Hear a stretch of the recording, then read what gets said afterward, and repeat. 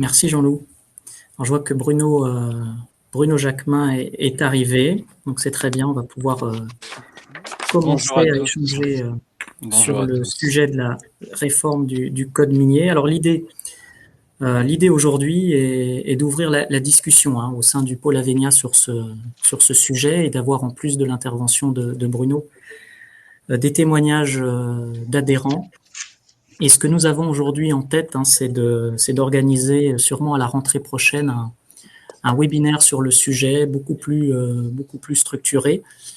Mais voilà, aujourd'hui, pour cet AG, on voulait déjà introduire ce thème. Donc, je suis très heureux d'accueillir Bruno Jacquemin, qui est le délégué général de l'A3M, l'Alliance des minerais, minéraux et métaux. Je crois qu'il rassemble environ 350 entreprises.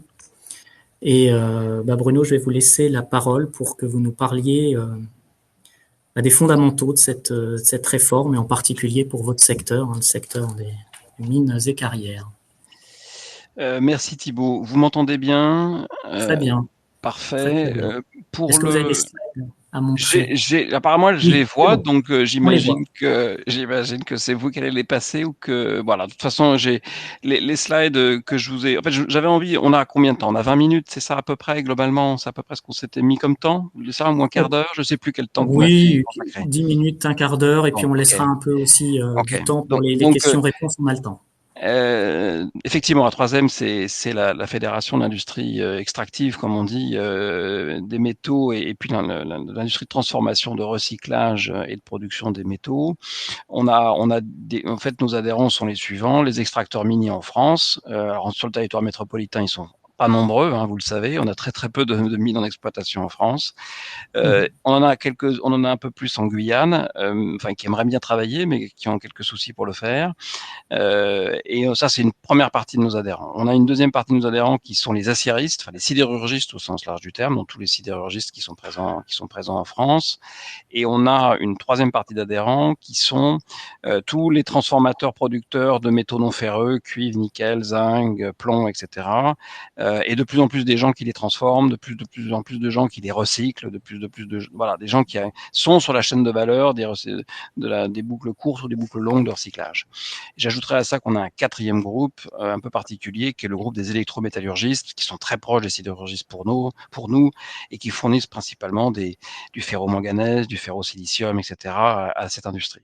Donc on est une industrie de matières premières, on est une industrie qui est le socle soyons clairs, de l'ensemble de l'économie industrielle de ce pays, puisque vous avez des métaux partout, Ouais. et on est dans une industrie qui relève la tête depuis peu, après avoir été singulièrement matraquée ces dernières années, à la fois parce que les réglementations, le contexte juridique et fiscal ne favorisaient pas le développement des entreprises. On a eu pendant des années, je vous refais pas de dessin là-dessus, une politique publique générale un peu faiblesse qui a largement affaibli notre secteur. Et donc, on essaye de relever la tête par rapport à ça. On essaye de se battre pour exister à l'échelle européenne. On a des partenaires européens qui sont puissants sur le secteur de la sidérurgie et de la métallurgie d'une manière générale, et aussi sur la problématique minière. Donc, on est un secteur effectivement qui pense qu'il a un avenir extrêmement important, non pas pour lui-même, en tout cas pas que pour lui-même, mais pour notamment la totalité de l'économie, puisque la transition écologique et la transition énergétique dans lesquelles nous sommes engagés, la lutte contre le réchauffement climatique, les nouveaux modes de consommation, les nouveaux modes de mobilité, les nouveaux modes énergétiques vont faire appel à des besoins très très importants en métaux, de toutes sortes, les métaux classiques et les métaux techniques. On dit plus métaux stratégiques, puisque tous les métaux sont stratégiques. Et on a des énormes besoins en métaux de manière générale. On pense à la batterie, mais il n'y a pas que cela. On pense aux aimants permanents, on pense à tous ces métaux qui interviennent dans des alliages divers et variés. Et donc, la problématique de notre filière, c'est de se dire comment allons-nous alimenter les filières aval qui sont toutes demandeuses, hein, c'est l'automobile, c'est la mécanique, c'est l'aéronautique, c'est le naval, le ferroviaire, le nucléaire, la défense, même l'agroalimentaire sur l'emballage, les systèmes électriques, l'hydrogène, le nouveau système énergétique. Donc, on a quasiment toutes les filières aval qui sont devant nous, qui vont avoir des besoins en métaux qui vont augmenter dans les années futures. Parce que la consommation augmente, malgré ce qu'on pense les décroissants, et d'un autre côté, ces besoins en métaux augmentent à la fois en quantité et en qualité. Pour produire ces métaux, il n'y a pas 50 solutions. Soit on optimise leur cyclage, des métaux déjà en circulation. Ça commencerait par éviter d'envoyer ces ferrailles en Turquie et à exporter des ferrailles un peu partout à l'extérieur des frontières européennes. Donc là, on a un petit boulot pour maîtriser les flux de ferrailles. Nos métaux ont des filières de recyclage qui fonctionnent plutôt très bien. On peut les améliorer. On est en plein en ce moment dans des REP, responsabilité élargie du producteur, pour optimiser ça. Mais globalement, nos filières savent recycler, savent s'organiser pour ça. Mais on sait très bien que même si on optimise leur cyclage, même si on optimise les gisements cachés qui peuvent partir hors du territoire européen, et là il y a un petit boulot, parce qu'il y a des sacrés enjeux de l'autre côté. On a un aspirateur chinois qui est quand même extrêmement impressionnant. Et donc, même si on arrive à faire ça, les ressources disponibles par ce qu'on appelle la matière première secondaire ne suffiront pas. Donc, on a besoin de matière première primaire. Donc le choix, il est très simple. Qu'est-ce qu'on fait de cette matière première primaire? Est-ce qu'on va l'acheter? Est-ce que l'industrie française va l'acheter à l'extérieur avec les aléas géopolitiques, de capacité, les aléas de qualité, de traçabilité environnementale, sociétale, je dirais liés sur les conditions de production? Ou est-ce qu'à un moment donné, on s'organise pour avoir une vraie politique de gestion des approvisionnements critiques en métaux dans ce pays? Et c'est dans ce cadre-là, c'est pour ça que je fais cette intro, parce que c'est dans ce cadre-là que pour nous, le code minier s'inscrit. Le code minier, c'est un outil. On peut passer la slide d'après rapidement, qui va vous montrer ce que je vais vous raconter en 4 points. Voilà. Donc le code minier, c'est un outil qui est un serpent de mer depuis de nombreuses années, sur lequel on a du mal effectivement à sortir quelque chose de concret, mais qui pour nous est absolument majeur pour 2 sujets. Un, pour adapter les pratiques d'une industrie qui a quand même singulièrement changé depuis la fin du 19e siècle, mais c'est un peu les référentiels auxquels les parlementaires, l'opinion publique parfois se réfère quand ils pensent à notre industrie, enfin vous le savez autant que moi, et donc arriver à montrer qu'on a une industrie qui aujourd'hui a les moyens d'être RSE, globalement, pour faire très court, et d'autre part, a une utilité absolument nécessaire pour l'autonomie stratégique de l'Europe, dans un monde qui s'est singulièrement clivé ces dernières années, et fait que en dehors de la sphère européenne, nous avons à nous débrouiller par nous-mêmes pour assurer notre autonomie. Et on est autonome en termes de métaux sur pas grand-chose, donc on a vraiment du boulot à faire en termes de pédagogie pour faire comprendre que les ressources de notre sous-sol, on peut aller les chercher. Ça serait bien qu'on refasse l'inventaire minier, qu'on le mette à jour. On a des compétences, mais on les mobilise pas suffisamment. Les crédits publics d'inventaire sont pas mobilisés là où il faut. Donc il y a un vrai enjeu pour ça. Et donc le code minier, c'est aussi le moyen pour nous de faire comprendre aux parlementaires, de faire comprendre à la société civile, de faire comprendre aux ONG que de toute façon, on va vers une transition écologique énergétique, et de toute façon, cette transition nécessitera des métaux, et que de toute façon, il faudra qu'on se pose la question d'aller les chercher dans le sous-sol, parce qu'en fait, on aura à choisir entre 2 moindres mal. Ça, c'est des discours qui ont du mal à passer. De moindres mots, pardon. C'est des discours qui ont du mal à passer, je dirais, auprès des idéologues qu'on peut trouver dans un certain nombre d'organisations un peu écolo, mais il faut à un moment donné être pragmatique. Je ferai le parallèle avec le nucléaire. Le nucléaire, on en pense ce qu'on veut, c'est aujourd'hui le système énergétique est le plus simple et le plus efficace pour faire la transition énergétique à horizon de 30 ans, en attendant d'inventer autre chose. Qu'est-ce qu'on fait ? Donc les idéologues qui ont tous plus que mon âge sont plus là dans 30 ans. Ils mangeront les pissenlits par la racine. En revanche, les jeunes sont très concernés par le sujet. Et eux, ils commencent à être plus pragmatiques que les anciens sur ces sujets-là. Donc aussi qu'on parle à la jeunesse sur ces sujets-là. Et je pense que vis-à-vis du code minier, vis-à-vis des ressources du sous-sol, vis-à-vis des métiers du sous-sol, on a vraiment un vrai discours à donner à la jeunesse parce que c'est leur avenir dont on va parler, leur autonomie par rapport à leur manière de vivre dans le futur, leur capacité à être indépendant sur des territoires, sur des territoires, des emplois à créer aussi dans les régions, etc.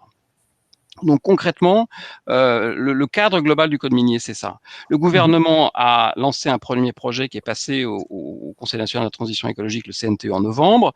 Bon, ce premier projet avait été travaillé par le bureau de minier de la DGALN. Il y avait des choses extrêmement intéressantes, avec globalement deux objectifs. Comment on fait pour associer mieux les parties prenantes au projet minier? Aujourd'hui, on ne fait plus un projet, mais un projet industriel, un projet économique, un projet de toute nature ne le fait plus sans prendre en compte les différentes parties prenantes, sans les préparer en amont, sans échanger avec elles sur les sujets, etc. Donc c'est ça, pour nous en tant qu'industriels, il n'y a aucun sujet. C'est évident qu'il faut faire ça. Les projets qui réussissent, on ne fait pas des projets contre les gens, on ne fait pas des projets contre les territoires, on ne fait pas des projets contre les parties prenantes. La question, c'est de les associer de manière raisonnable, de les associer de manière intelligente et de conduire des projets qui permettent effectivement d'avancer concrètement avec un objectif qui est économique, environnemental et sociétal de manière concrète. Alors, la manière dont le gouvernement a choisi de travailler sur le code minier, déjà ils l'ont inscrit dans le projet de loi climat suite de la Convention citoyenne. C'était quand même un biais, sachant que dans la Convention citoyenne, il y avait le moratoire sur la mine en Guyane et quelque part, on avait quand même singulièrement épinglé l'activité minière. Donc c'était un biais qui n'était pas forcément, une bonne nouvelle de le faire dans ce cadre-là. Ça montrait un parti pris qui était déjà un peu négatif. Et puis deuxième sujet, ils ont décidé de mettre le code minier sous forme de 2 articles. Un article qui va être débattu par les parlementaires, qui est sur une thématique qui est débattue par les parlementaires, et un article qui autorise le gouvernement à procéder par ordonnance. Autrement dit, confisquer le débat politique, si j'emploie un gros mot, pour laisser l'administration produire ses textes. Le choix que fait le gouvernement, c'est de laisser aux parlementaires le débat que sur l'après-mine. Autrement dit, les enjeux de ce qui se passe une fois que la mine est terminée. Pourquoi ils font ça? C'est une raison assez politique. C'est qu'on a en France aujourd'hui des territoires qui souffrent d'un après-mine difficile. C'est les pays du Nord, ça, c'est les régions du Nord et les régions de l'Est. Je suis moi-même un Lorrain, donc je connais bien les sujets. Je vois bien l'impact que des sujets miniers posent pour un certain nombre de villes et de villages dans la région Lorraine. Mais là aussi, c'est un biais de donner un sujet comme le code minier à débattre aux parlementaires quasiment exclusivement sur l'après-mine. Ça veut dire quoi? Ça veut dire qu'on regarde le projet avec les lunettes du passé. On regarde tout ce qui n'a pas en fait, on regarde le projet en disant comment on va faire un code qui va permettre de régler l'après-mine en fonction de toutes les erreurs et de toutes les choses qu'on a pu faire dans le passé et qui n'ont pas toujours été forcément bien faites. Sauf que la société a changé en 20 ans, en 30 ans, en 40 ans et que ce qui était raisonnable, ce qui était indispensable, ce qui était logique, ce qui était acceptable il y a 40 ans a évidemment changé aujourd'hui. Et c'est ça, vous voyez, j'insiste sur le fait qu'on a quand même un biais politique auquel on est soumis, qui fait qu'on parle du code minier toujours avec les lunettes du passé. On ne parle pas du code minier en disant comment on va faire pour être autonome sur nos ressources minérales pour les décennies à venir. Et ça, nous, on trouve ça assez grave parce que même si demain matin, le code minier nous assurait des conditions d'exploitation minière formidables dans ce pays et si possible en outre-mer, le temps que ça se mette en place, qu'on retravaille sur l'inventaire minier, qu'on délivre des permis d'exploration, qu'on délivre des permis d'exploitation et qu'on commence à avoir des résultats concrets en ressources de métaux issus de ces mines, il va se passer 10 ans, quoi. Donc, ce que je veux dire par là, c'est que les décisions qu'on prend aujourd'hui, elles impactent déjà les générations futures. Donc voilà, c'est le contexte un peu global et le choix que fait le gouvernement nous plaît pas beaucoup, mais ils ont fait ce choix. C'est un choix politique qui correspond aux attentes de parlementaires qui voulaient absolument travailler sur ces sujets-là, parce que sur ces sujets-là, il y a des dossiers qui sont encore une fois les dossiers du passé, qui concernent un certain nombre de mes adhérents, hein. J'ai Orano dans mes adhérents, j'ai Umicore dans mes adhérents, des gens qui ont exploité des mines et qui sont confrontés aujourd'hui à des responsabilités sur des sujets qui pour eux sont des sujets industriellement terminés depuis de nombreuses années, pour ne pas dire des décennies, mais sur lesquels leurs responsabilités sont engagées. Alors, il n'est pas question de se soustraire à ces engagements et à ces responsabilités, mais vous voyez que c'est quand même une manière de parler d'un sujet qui, pour nous, est un sujet du futur, qui est quand même un peu particulière. Si on peut passer à la slide d'après, alors pourquoi il y a une réforme du code minier, là-dessus on ne peut être que d'accord. Parce que il faut répondre aux attentes de la société qui veulent avoir des projets miniers qui soient responsables et qui ont du sens. C'est ce qu'on a évoqué sur le fait que les projets miniers doivent à un moment donné intégrer effectivement les attentes exacerbées de la société, mais qui sont aussi nos attentes en tant que citoyens. Donc c'est tout à fait légitime. Là-dessus, encore une fois, il n'y a pas de débat du côté industriel. Il y a eu le deuxième sujet de l'objectif de la réforme qui est affiché par le législateur, enfin qui est affiché par le gouvernement, hein, c'est aussi de relancer l'activité minière française et d'attirer les investisseurs. Ça, c'est ce qu'on rajoute nous, parce que notre activité a aussi la particularité de nécessiter, on est une industrie de temps très long. Ça se chiffre en décennies, et un investisseur qui va mettre des fonds sur un projet minier, il ne le fait qu'avec un retour sur investissement prévisible pas avant une dizaine d'années. Donc ça veut dire que il a besoin d'avoir un minimum de sécurisation sur le fait que les conditions dans lesquelles il investit, conditions notamment réglementaires, juridiques, législatives, qui fait qu'on est autorisé ou pas à faire telle ou telle chose à tel endroit, ne change pas dans le temps, et qu'on ne juge pas son projet en faisant évoluer la législation au fur et à mesure, quoi. Donc on a besoin de stabilité juridique, on a besoin d'avoir de la visibilité sur ça. Et ça, franchement, on sait que c'est un sujet de manière générale de débat entre le monde de l'entreprise et le monde législatif, hein. On a toujours l'entreprise a besoin de stabilité juridique, mais c'est d'autant plus le cas dans nos métiers où on a des retours sur investissement tellement décalés dans le temps. Et les premières ressources qui financent l'investissement arrivent très très tard dans le projet en question. Donc c'est aussi pour ça, quand on nous dit parfois qu'en Guyane on a que des investisseurs étrangers, colombiens, américains, canadiens ou autres, mais c'est aussi parce que les investisseurs français veulent pas y aller. Donc c'est aussi un vrai sujet sur cette partie-là. Et que peut-être les investisseurs dont on parle ont plus l'habitude que nous en France de prendre un certain nombre de risques par rapport à ça. Et puis donc le troisième sujet, c'est ce que je viens d'évoquer, mais je crois que j'ai été suffisamment prolixe sur le sujet, me semble-t-il, c'est que les ressources minières, c'est vraiment un enjeu de sécurisation des approvisionnements stratégiques indispensable pour notre économie. On n'arrête pas de le dire, sauf que pour l'instant, il s'est rien passé de très concret pour changer ça, quoi, hein. Tout le monde fait ses rapports, le BRGM fait ses rapports, le CEA fait ses rapports, l'ADEME fait des rapports. Derrière, en plan d'action pour mettre en place une stratégie liée à ça, ce que font les Japonais, ce que font les Sud-Coréens, ce que font en partie les Allemands, nous n'avons pas encore de réponse concrète par rapport à ça. Il faut qu'on soit dans les turbulences d'aujourd'hui, avec des hausses de cours qui sont considérables en ce moment.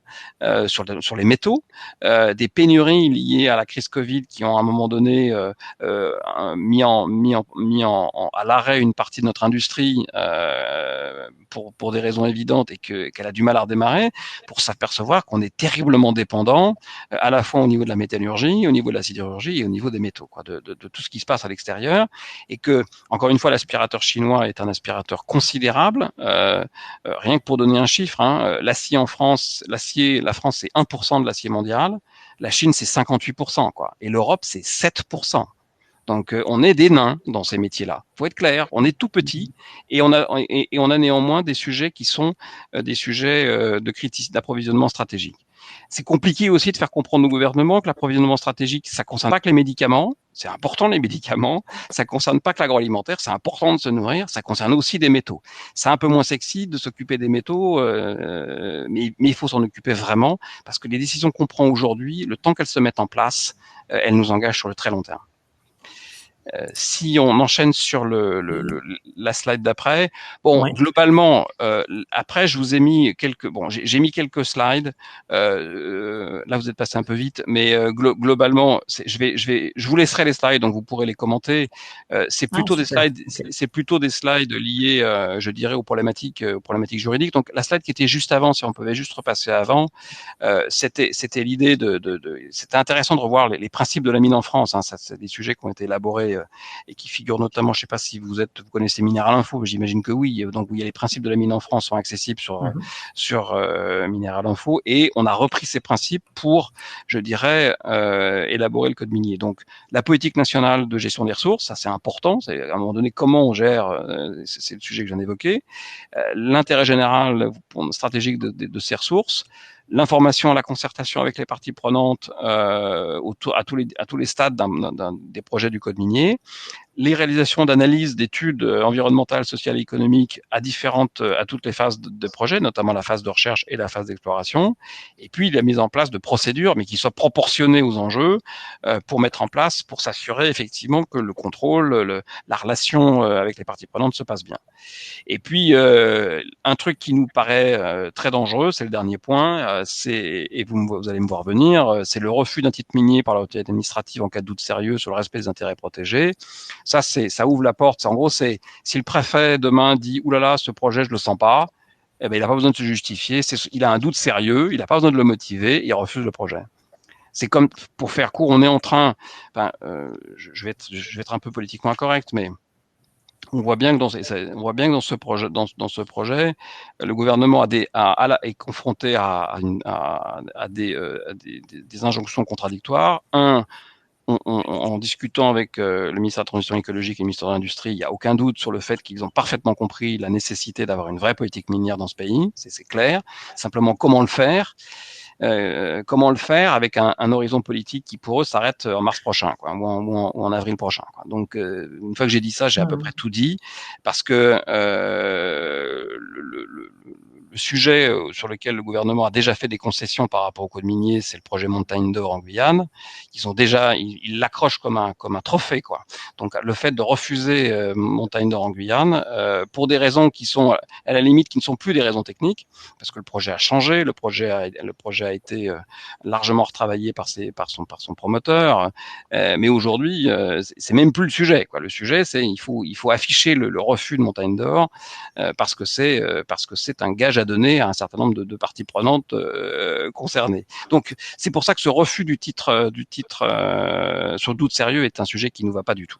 Si on passe à l'après, après on est sur justement l'article 20, c'est-à-dire l'après-mine. Donc, alors bien sûr, l'après-mine ne concerne pas que les mines du passé, ça va engager effectivement le sujet de l'après-mine pour les mines à venir.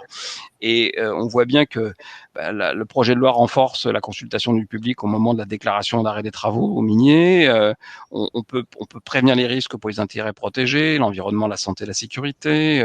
On a une durée de 30 ans qui est une durée d'engagement qui permet effectivement, qui quelque part oblige le titulaire du titre en termes de responsabilité ou sa maison mère si la filiale est insolvable, à être responsable sur une durée de 30 ans. Donc 30 ans c'est long, hein, c'est long, mais c'est pas le sujet. Le sujet pour nos industriels, c'est pas être responsable de 30 ans après l'arrêt des travaux ou après la déclaration d'achèvement des travaux.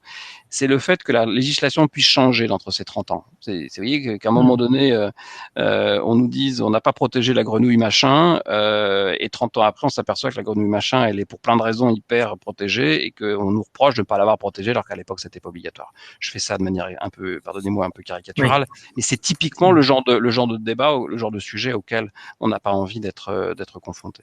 Sachant en plus que une mine, déjà, le code minier, c'est pas le code de l'environnement, c'est pas le code des installations classées, c'est un code immobilier. Il faut pas oublier que un titre minier, c'est un titre immobilier. On est titulaire d'un titre.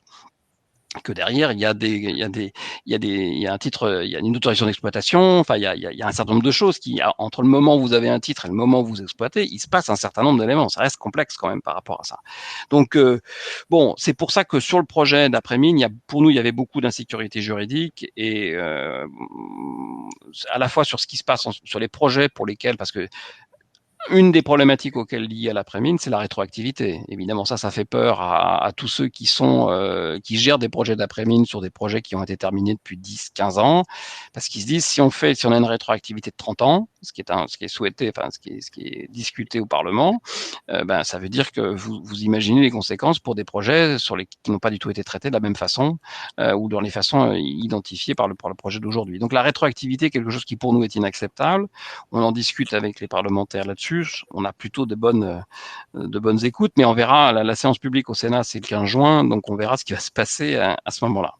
Si on enchaîne sur, là aussi c'est assez technique, c'est la définition du dommage minier et les modalités d'indemnisation.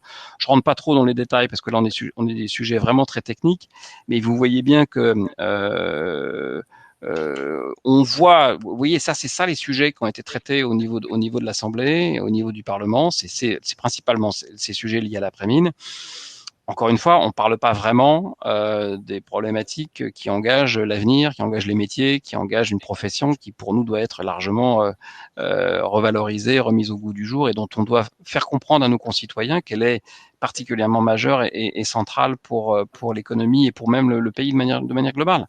C'est pour moi, par exemple, c'est déprimant de voir que les experts du BRGM, on les mobilise en Afrique sur des fonds Banque mondiale où ils identifient des ressources du sous-sol présents sur des territoires dans des pays d'Afrique et ils rendent leurs résultats à la Banque mondiale et qui utilisent leurs résultats, des Chinois, quoi. Donc c'est un peu dommage d'avoir une expertise, un savoir-faire français qui n'est pas utilisé de bonne façon par notre propre pays. Voilà. Ça va intéresser notre représentant du BRGM. Bon, je crois que là-dessus, on va être en phase. Après, si j'arrive à la conclusion. Alors, je sais pas, moi, je ne vois plus les slides, mais j'espère que vous les voyez. Vous. On peut plus voir les slides. Oui, on voit les slides. Moi, je les vois toujours. Bon, globalement, c'est la sécurisation. Là, j'ai une presse qui est assez juridique. C'est pour ça que je voulais faire plutôt un discours un peu plus politique ou un peu plus économique avec vous, parce que c'est important qu'on s'entende sur les enjeux réels qu'on a sur votre profession et la nôtre sont très liés. Donc, c'est extrêmement important qu'on comprenne bien ce qui est à l'œuvre et les enjeux qui sont devant nous, quoi. Donc voilà pour moi. J'en ai terminé globalement. On va prendre un petit peu de temps pour des questions éventuelles. J'ai vu qu'il y en avait déjà. Je vais donner la parole à l'un de nos adhérents Hydrogène de France. Si on peut faire rentrer dans notre petite salle la Hanan El Amraoui, qui est VP Industrie chez Hydrogène de France. Donc, ce qui serait intéressant, c'est d'avoir aussi ces témoignages de nos adhérents sur d'autres filières par rapport à ce sujet. J'espère que ça va marcher. Bonjour, est-ce que vous m'entendez? Oui. Ah, parfait. Hanan, vous m'entendez? Alors oui, moi je vous entends très bien. Est-ce que vous m'entendez également? Oui. Parfait, très bien. Oui, du coup, merci beaucoup. Comment? Vous m'entendez, c'est bon?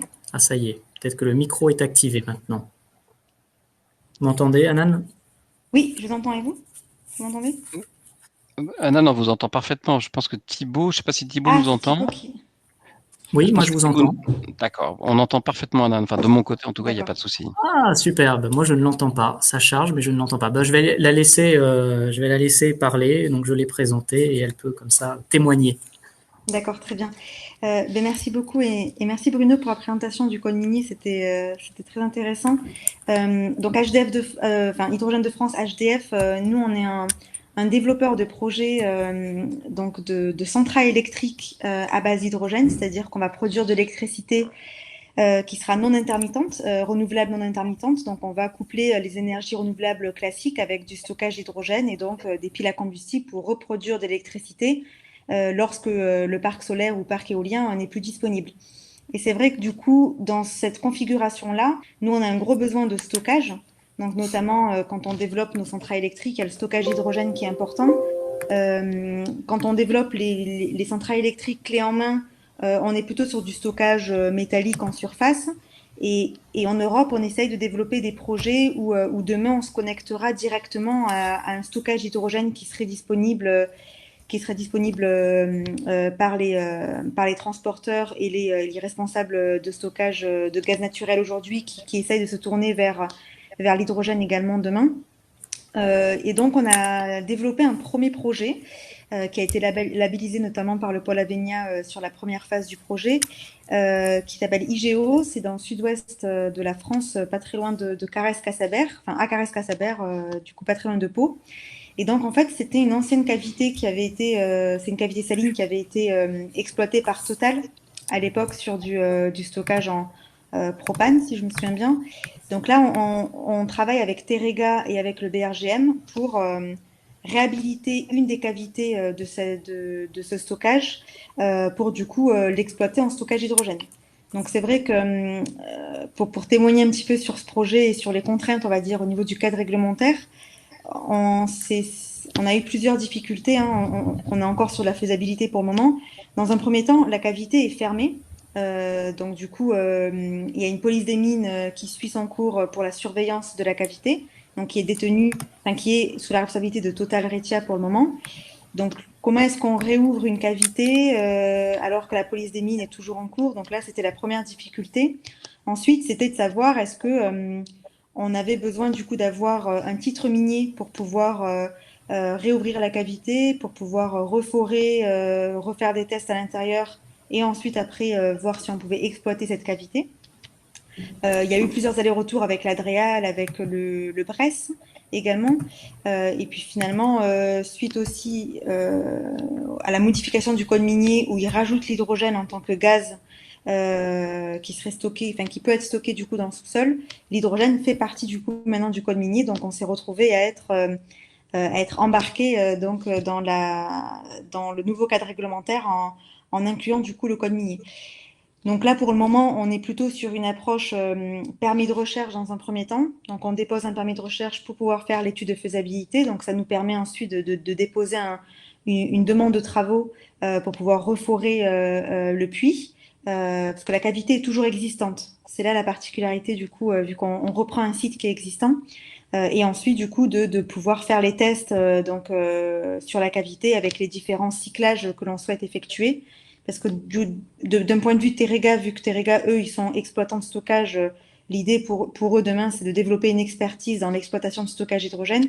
Pour nous, c'est plutôt de pouvoir utiliser le stockage comme ce que font les centrales électriques gaz aujourd'hui, qui utilisent le gaz naturel pour produire l'électricité. Nous, on pourrait utiliser l'hydrogène pour produire de l'électricité. Donc, ça serait de se connecter à un stockage d'hydrogène. Et donc, vu qu'on va fonctionner pratiquement tous les jours en production d'électricité, c'est de pouvoir tester la cavité avec des cycles assez fréquents, donc journaliers. Donc, on a plusieurs tests à faire sur cette cavité-là. Donc, il y a une première étape où on déposerait ce permis de recherche, on déposerait le permis pour faire les travaux, on ferait les premiers tests sur la cavité. Et ensuite, on déposerait du coup la demande de concession minière. Et en parallèle de tout ça, nous, on a toujours le souci de quand est-ce que la police des mines sera levée vis-à-vis de Total Retia? Est-ce que c'est nous qui la reprenons avant de déposer le permis de recherche? Voilà, c'est toujours un petit peu flou au niveau du cadre réglementaire. Mais en tout cas, on travaille avec l'Adréal, avec les services de l'État sur la partie vraiment sous-sol. Et comme vous l'avez justement dit, Bruno, hein, le code minier, c'est finalement un titre. Donc, on a aussi toute la partie ICPE, donc code de l'environnement sur la partie hydrogène, qui est à travailler, donc toujours avec les services de l'État, donc de l'Adréal.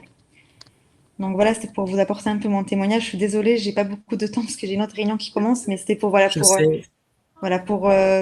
apporter un premier projet qu'on développe en France avec Terega et le BRGM sur du stockage souterrain d'hydrogène. Ouais. Et donc, on se confronte un peu à toutes ces problématiques de code minier dont vous avez parlé, Bruno. Merci, Anan. Ça y est, maintenant, je vous entends. Ah, bon, à la fin, du coup. Merci d'avoir été dispo pour ce témoignage. Je sais que vous deviez partir à 17h45, donc il est 17h46, mais c'était important de vous entendre. Merci beaucoup. Voilà, en tout cas, Thibaut a mes coordonnées, donc si vous voulez échanger sur ce sujet-là, on reste disponible sans problème. Okay. Merci beaucoup à tout le monde. Merci, à bientôt. Merci. À bientôt. Je voulais aussi donner la parole à l'un de nos adhérents, Jean-Jacques Graff, président de l'AFPG, donc cette fois-ci c'est la géothermie, pour qu'il nous dise aussi son ressenti sur cette réforme du code minier.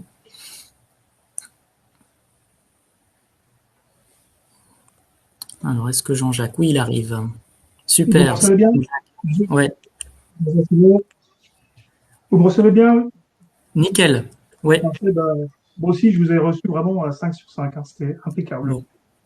Donc, oui, merci beaucoup de me donner la parole. Et merci à Bruno Jacquemin vraiment pour cette synthèse un peu sur l'esprit hein, qui manquait un peu dans les discussions préliminaires. Et bon, c'est vrai que ça a quand même un impact qui n'est pas négligeable pour la géothermie, là, qui est une mine un peu particulière, la calorie. Et donc, bon, surtout l'impact des 30 ans et du doute sérieux, j'y reviendrai. Donc, par contre, ce que je voulais quand même dire en préambule, c'est que avec la loi ESSOC, on a déjà fait des modifications donc pour la géothermie, hein, donc notamment avec une étude d'impact obligatoire au niveau des permis exploratoires, et également l'analyse des impacts sociétaux, environnementaux. Donc ça, je pense que c'est une bonne chose parce qu'effectivement, on était aussi demandeurs. Hein, donc on s'est souvent retrouvé avec des PER donc où les élus, le territoire n'étaient pas dans le circuit de décision, donc ça posait des problèmes. Mais par contre, là,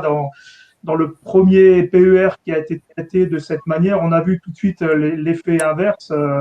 On a vu des élus qui se présentaient à des élections départementales et régionales tout de suite monter au créneau pour dire qu'ils étaient contre la géothermie. Donc ça a un peu clivé également. Donc c'est aussi un piège qu'il faut corriger. C'est bien de donner la parole, mais après si ça devient une tribune pour faire du bashing et puis pour jouer sur d'autres terrains, donc bon, c'est aussi vraiment à bien avoir en tête le fait d'ouvrir la discussion peut aussi, si on ne fixe pas des limites, hein, donc ça peut aussi poser des problèmes.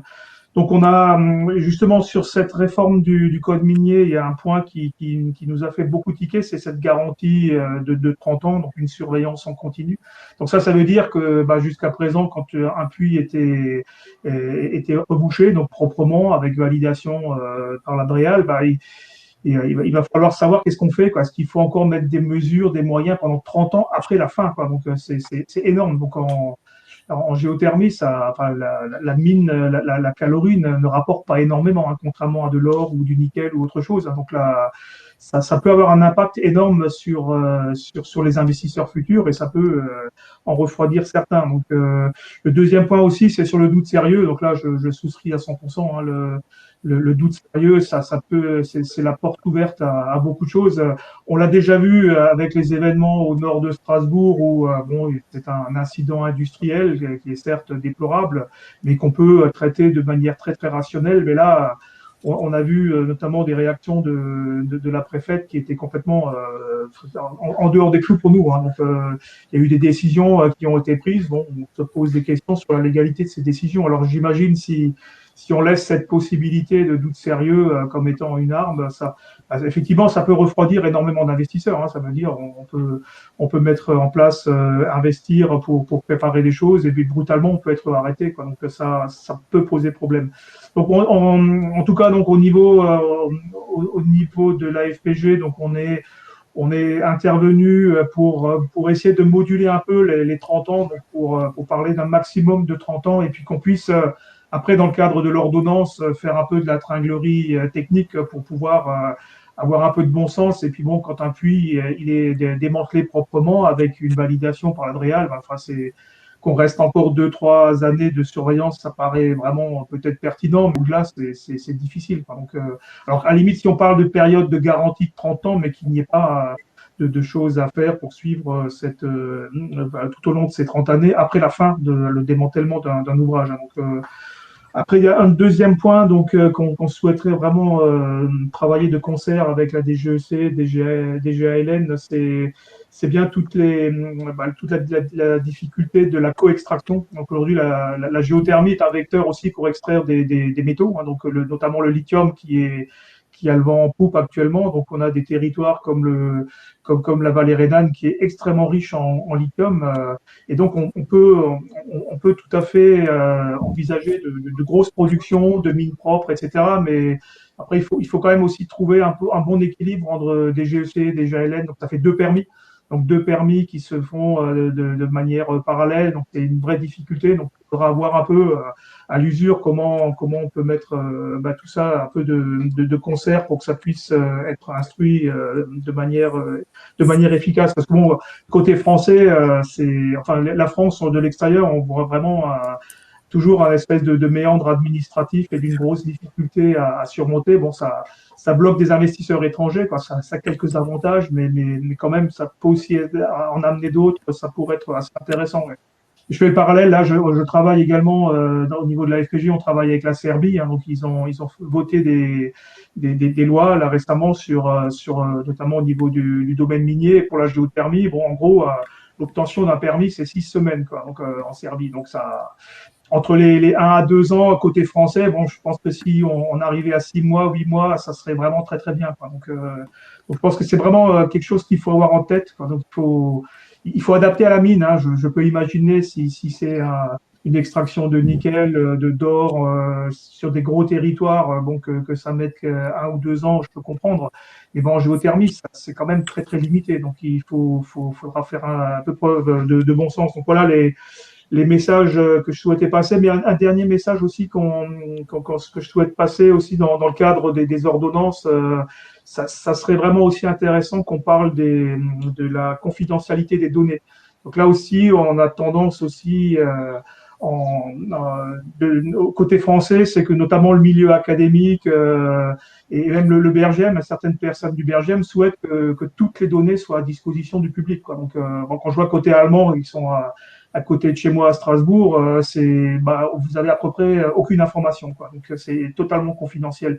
Donc je pense qu'il faut aussi réfléchir et le fait d'inscrire dans la loi cette protection des données me paraît aussi très très important pour défendre la filière française. Donc voilà les messages principaux. Et donc je me réjouis de ces collaborations via Avenia, parce que je pense que plus on est en équipe et plus ça sera pertinent, puis on fera aussi entendre la voix des industriels qui souhaitent développer de l'activité sur le territoire. Merci. Merci Jean-Jacques. Il y a quelques questions sur le chat. Il nous reste 5 minutes. Jean-Jacques Biteau, juridiquement, oui. Une fois bouché et abandonné, quel est le devenir des responsabilités sur les puits en France? Ça, c'est transféré à l'État après. Donc,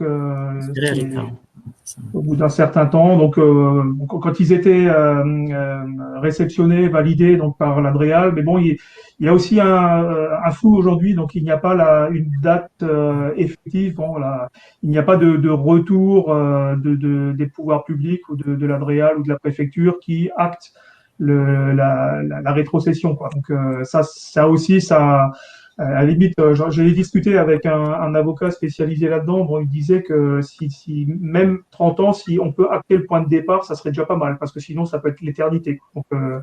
Donc il y a tout un travail à faire là-dessus. À un moment donné, il faut, je veux dire, si un puits de géothermie, on a quand même un bon retour d'expérience, que ce soit géothermie ou pétrole, hein. Donc on a une bonne expérience sur le démantèlement des puits, hein. Donc si c'est fait proprement, c'est sûr. Bon, je suis pas loin de Pechelbronn, donc là à l'époque ils bouchaient les puits avec des madriers, donc tout ce qu'ils trouvaient, quoi. Donc c'était des charges, donc on n'en est plus là, quoi. Effectivement, je souscris ce que disait Bruno Jacquemin sur les lunettes du passé, quoi. Je pense que c'est un peu l'erreur, quoi. Je veux dire, aujourd'hui on a des procédures quand même qui sont très très strictes et rigoureuses, donc on sait, on a un retour d'expérience, donc on pourrait ensemble acter une procédure et puis définir toute une démarche, quoi. Donc là ça me paraît tout à fait faisable. Une J'avais question aussi pour... vu Oui, ah, pardon, vas-y. sur le chat là, sur la transparence n'est pas un mauvais principe, bien sûr, hein. Donc là, moi, je crois que ça me paraît évident. Donc il faut absolument être transparent, présenter. Mais bon, je l'ai vécu en direct hein, sur un permis là. Enfin, il y a eu de la désinformation totale et puis vraiment quasiment une opportunité qui a été saisie par un élu pour les élections, quoi, tout simplement, quoi. Ça fait 20 ans que je suis dans le milieu, c'est à chaque fois, c'est ce qui se passe, hein. Donc, on joue sur les peurs et ensuite on se présente en chevalier sauveur, quoi. Donc voilà. Et après, bon, après ils en rigolent, quoi. Donc ils viennent vous voir, oui, bon, bah, ça fait partie du jeu, c'est normal, quoi. Donc, mais moi, je suis pas contre votre projet, c'est vraiment intéressant, mais donc voilà, c'est ça qui est un peu dommageable. Donc il faut transparence, oui, mais je pense qu'il faut bien cadrer aussi. Donc, et on a des idées, des propositions, hein, tout à fait, pour arriver à ce résultat. Ok. Une question peut-être pour Bruno. Pourrons-nous produire en France des métaux à des coûts compétitifs avec ceux d'autres pays producteurs? C'est une vraie question, ça. C'est une bonne question. C'est clair que l'activité minière, c'est d'abord une activité d'extraction, puis après de transformation. Il y a la partie industrielle qui fait suite à la partie d'extraction. Il n'y a pas de raison. Enfin, il n'y a pas de raison qu'on ne puisse pas le faire. Après, c'est toujours pareil, quoi. Qu'est-ce qu'on met dans le coup? Est-ce qu'on met la logistique? Est-ce qu'on met le coût carbone? Est-ce qu'on met le coût environnemental? Nous, on est assez convaincus que demain, le consommateur final, celui qui achète une voiture, une machine à laver, un téléphone portable, etc., il se demandera de plus en plus si les produits qu'il consomme ont été faits de manière éthique. Vous l'avez vu avec, regardez, je prends un exemple tout bête que j'ai trouvé assez frappant. Alors naturellement, c'est des personnalités médiatiques, mais vous avez entendu parler des problèmes de la mine de nickel du sud de la Nouvelle-Calédonie. Le problème s'est réglé quand Elon Musk est rentré dans le jeu en disant qu'il avait besoin de désourcer du nickel éthique pour ses batteries. Et je pense au-delà de la formule, je pense qu'on va vers ça, c'est-à-dire qu'on va vers des sujets pour lesquels le consommateur final demandera à celui qui lui vend un produit de lui garantir la traçabilité d'origine des métaux, enfin des matières premières de manière générale. Aujourd'hui, on sait que dans les voitures, on a besoin de cobalt. On sait que pour les batteries, en particulier, on sait que le cobalt, il est produit parfois au Congo dans des conditions désastreuses, notamment par des enfants. Est-ce qu'on a la garantie quand vous achetez une voiture française électrique que le cobalt qui est dans ces voitures n'est pas produit au Congo par des enfants?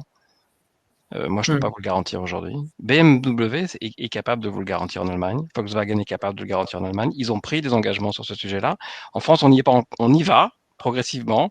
Nous, on travaille beaucoup avec la filière automobile, justement, en travaillant avec eux sur les enjeux de traçabilité qui nous paraissent extrêmement importants à définir. Juste une petite incise, parce que je me suis aperçu que j'aurais pu l'évoquer à un moment donné. Vous êtes sans doute familier avec les comités stratégiques de filière qu'il y a dans l'industrie. Absolument. Il y a un comité stratégique de filière mine métallurgie. J'en suis le délégué permanent et c'est pour nous une formidable plateforme de projet. Et dans ce cas, on a publié notre avenant au contrat stratégique de filière le 20 mai dernier. Je pourrais vous le faire passer. Je vais vous le faire passer. Et vous verrez que dans ces projets-là, il y a notamment un sujet autour de l'extraction minière RSE, par exemple. Et il y a un sujet sur. Nous, on est convaincus que dans nos métiers, compte tenu du passif, du passif, de l'histoire aussi, de la géographie, mais surtout de l'histoire de ces métiers, de leur évolution, c'est très compliqué de montrer, je dirais, comment ces métiers ont évolué et vont continuer à évoluer dans le futur, puisqu'il y a beaucoup d'innovations qui sont à l'œuvre en ce moment dans ces métiers. Et donc, il faut arriver à convaincre les parties prenantes de cela. Et nous, on pense qu'un bon moyen de convaincre les parties prenantes de cela, c'est notamment d'associer les filières aval à cela. C'est-à-dire que nous, on a dans notre contrat stratégique de filière, on a fait intervenir un représentant, le vice-président de Stellantis, le patron de la vice-président recherche et innovation, qui a exprimé au niveau du comité stratégique de filière devant les ministres que pour la filière automobile, la maîtrise des approvisionnements en métaux était juste une question de survie à moyen terme. Donc, si A3M le dit tout seul dans son coin, qui sommes-nous A3M? On représente une industrie dont la lisibilité, même si on a quelques grands noms comme Eramet, c'est quand même relativement faible. Si c'est l'un des plus grands constructeurs français qui s'exprime, ça change tout. Et nous, on pense que il faut qu'on sorte de nos univers, il faut qu'on élargisse notre écosystème, il faut qu'on l'élargisse aux filières aval, aux filières clientes qui sont utilisatrices de nos savoir-faire, de nos métiers, de nos produits, de nos semi-produits, parce que leurs enjeux sont les nôtres et inversement. Absolument. Ok, il est 18h01. Donc, on doit clôturer cette assemblée générale. Merci vraiment pour vos interventions, Bruno, Jean-Jacques, Anan, c'était passionnant. Donc, c'était une introduction. Je pense qu'il y a vraiment moyen de monter un débat, un échange entre toutes les parties prenantes à la rentrée prochaine. Et voilà, grand merci à vous deux. Jean-Loup, je te laisse le mot de la fin. Écoutez, je ne vais pas prendre beaucoup de temps. Simplement, moi, je suis très intéressé de ce que je viens de voir, à la fois sur le fond, mais aussi sur les intervenants.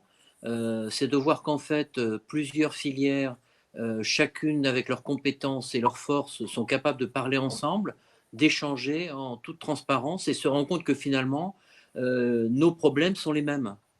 Nous avons tous les mêmes problèmes.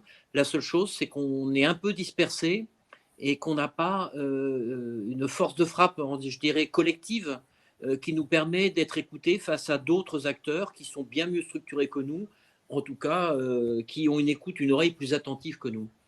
Donc, vous voyez, moi, j'y trouve la confirmation que, on a intérêt à structurer des filières parce qu'on commence à construire des choses plus visibles et à travailler ensemble.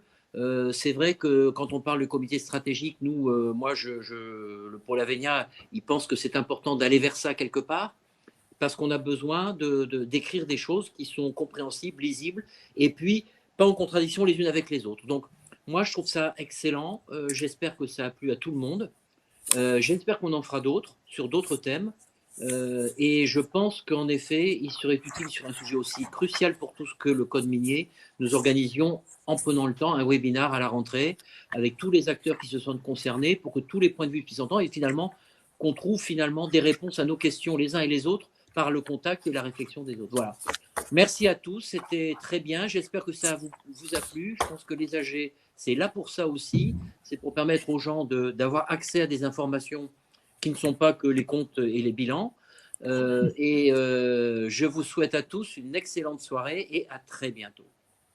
Merci. À bientôt, bonsoir. Merci à tous. Merci, au revoir. Merci à l'équipe.